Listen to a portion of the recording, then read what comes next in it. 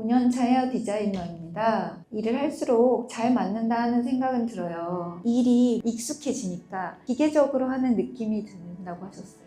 요즘 지치기도 하고요. 사람을 상대하다 보니까 티내지 않고 밝은 척 해야 하는 것이 버겁게 느껴지기도 하신다고 하셨어요. 일을 오래 하려면 즐기는 느낌이어야 할 텐데 왜 나는 즐기는 느낌은 아니지? 계속 오래 할 수 있는 거 맞나? 고민이 된다고 하셨어요.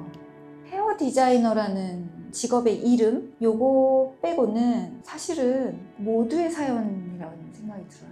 이분이 알려주신 이런 얘기를 통해 헤어 디자이너로 살아가기 위해서는 이런 게 필요합니다라는 얘기를 드리고 싶은 게 절대 아니에요.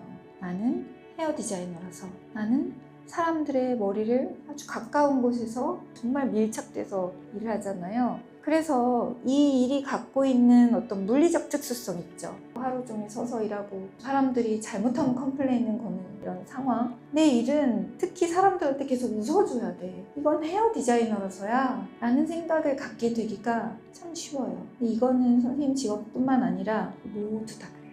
내 직업은 이래. 다른 직장에 가야겠어 라고 자꾸 자신만이 갖고 있는 문제로 축소해서 보려고 해요. 저는 이 의견에 반대 각도도 있다는 걸 말씀드리고 싶어요. 예를 들면 삼각형을 그려보는 거예요. 아래 칸은 근본적인 차원으로 보는 거고 위에 거는 특수성을 보는 거예요. 나의 일은 헤어 디자이너야.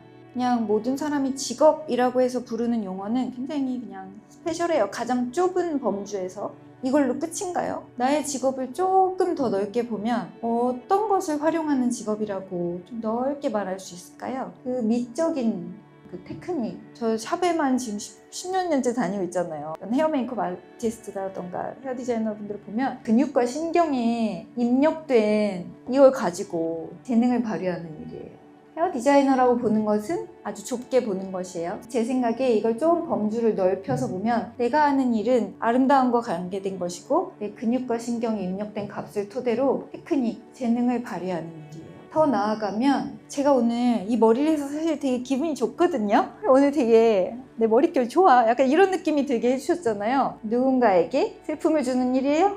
아니에요. 완전 기뻐. 또 행복. 오늘 제가 머리를 하고 나와서 일을 할 수 있잖아요. 누군가의 일이 가능하게 해주는 일이에요. 색깔 바꾸고 스타일링 바꾸고 막 컷하면 어떻게 돼요? 나 딴 사람 된 것 같죠? 누군가에게 새 삶을 찾아주는 일이에요. 5년차 헤어 디자이너인데요. 이건 직업명이에요.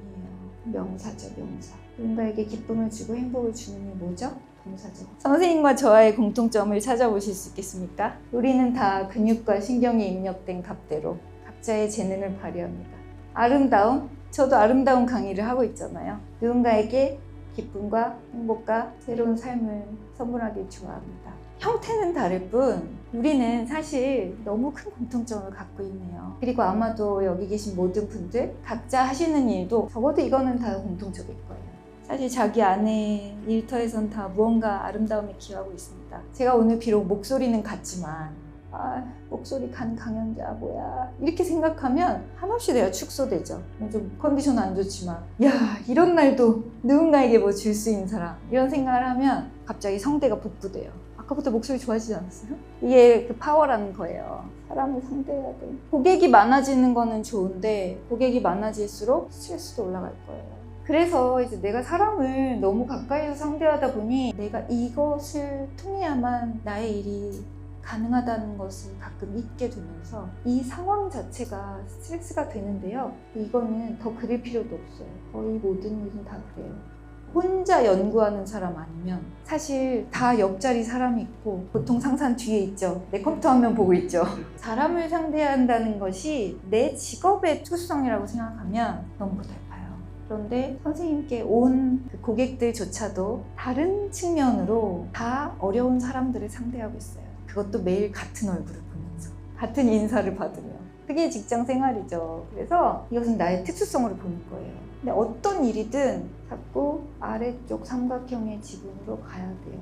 꼭대기에서만 보면 내 일을 자꾸 축소해야 돼요. 그래서 내 괴로움이 더 날카롭게 느껴지고 다른 직업의 특수성을 자꾸 보게 되는데 근데 다른 직업을 바꿔도 다른 회사에 가도 다른 상황에서 일해도 결국은 나는 이 위에밖에 보지 못하면 불평불만을 찾게 돼요. 이것을 파악하면 모든 직업을 관통해서 보게 돼요. 통찰하는 눈은 위가 아니라 아래 있을 때 생겨요.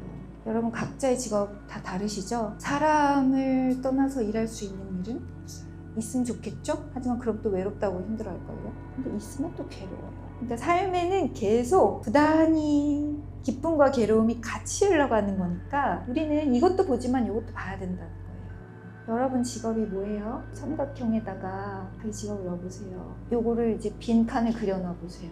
내 직업을 뭐 하는 사람이라고 동사를 표현하면 뭘 채울까? 전 이미 다 겹쳐서 뭐 쓸 말이 없네요. 똑같네요. 우리 직업은 다르지만 이것을 인정하고 나면 기계적으로 하는 느낌이 드는 거 사실 다 그래요. 다 지치는 거 이게 안 지치신 분 있으면 없어. 티내지 않고 밝은 척 해야 되는 거. 자, 여기서 화내셔도 되는 분 직장에서 요즘 사장님도 화내면 안 돼요. 티내지 않고 밝은 척. 저도 지금 목 상태를 미루어 보면 아파요 여러분 이러는데 웃고 있잖아. 그러니까 이게 막 아이씨 밝은 척 이게 아니라 나 지금 사람들에게 오늘자의 머리를 통한 기쁨. 야 대단한 거 아닙니까?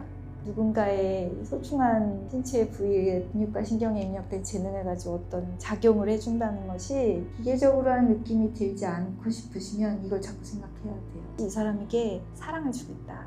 이 기술 대단하다. 그리고 점점 나아지고 있지. 그래서 기계적인 느낌이 드는데 그 또한 지나가요. 이거의 가치에 대해서 집중을 하다 보면 어느 순간 기계적으로 하는 느낌이 아니라 새로운 몰입의 단계가 찾아와요. 그런 시간이 좀 필요해요. 일을 오래 하려면 즐기는 느낌이어야 된다라고 말씀하셨는데요. 5년 차는 잘 즐길 수는 없다고 생각해요. 어떤 일이든 그 순간에 이거구나 하는 행복들이 왔다 갔다 반짝반짝. 크리스마스 트리처럼 반짝반짝 하는 거지 오늘 하루도 즐겼어. 이런 생각으로 기결되는 것이 즐김이 아닌 거예요. 저도 맨날 그래요. 전 안 쉬고 23년 일했거든요. 즐긴다는 게 가능한가? 라는 저는 생각을 이제는 해요.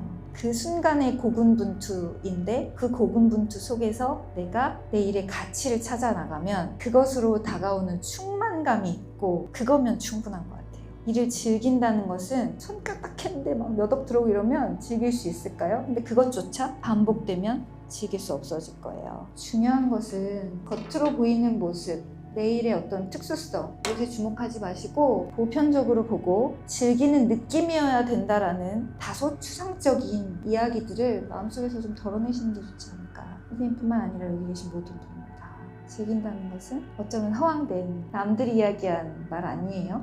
그리고 자신이 이것을 느끼면 내가 하는 일이 무엇인지 정확히 알고 여기서 계속 능력이 확장되면 어차피 계속 하게 돼요. 이 천직이라는 걸 알게 되고 직업의 형태는 바뀌더라도 내가 무엇을 잘하는 사람인지에 대한 인지가 있다면 전혀 어렵지 않은 거죠. 그러니 내가 지치지 않아야 된다. 기계적으로 하면 안 된다. 밝은 척 해야 된다. 즐겨야 된다. 이 모든 강박들이 문장 속에 다 있거든요. 지금 이미 충분히 잘하고 있다.